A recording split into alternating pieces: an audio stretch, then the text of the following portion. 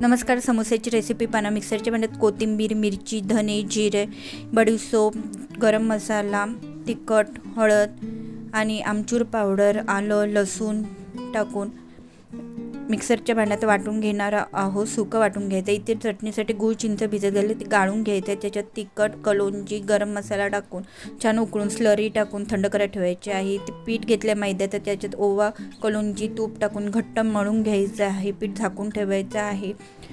टोपामध्ये तेल गरम करून काजूचे तुकडे आणि मसाला वाटला होता तो टाकून थोडंसं पाणी टाकून तेल सुटलं की त्याच्यामध्ये बटाटे कुस्करून टाकायचे आहे चांगले. ते मिक्स करून त्याच्यामध्ये मटार टाकायचं आहे. मिक्स करून थंड करत ठेवायचं आहे. पीठ मळलं होतं त्याची पारी लाटून मध्ये कट करून कोनचा शेप देऊन पाण्याचा हात लावून त्याचं सारण बनवून पाण्याचा हात लावून समोसा रेडी करायचा आहे. इथे तेलात समोसा तळून घ्यायचा आहे. पूर्ण रेसिपी माझ्या यूट्यूब चॅनलवर आहे.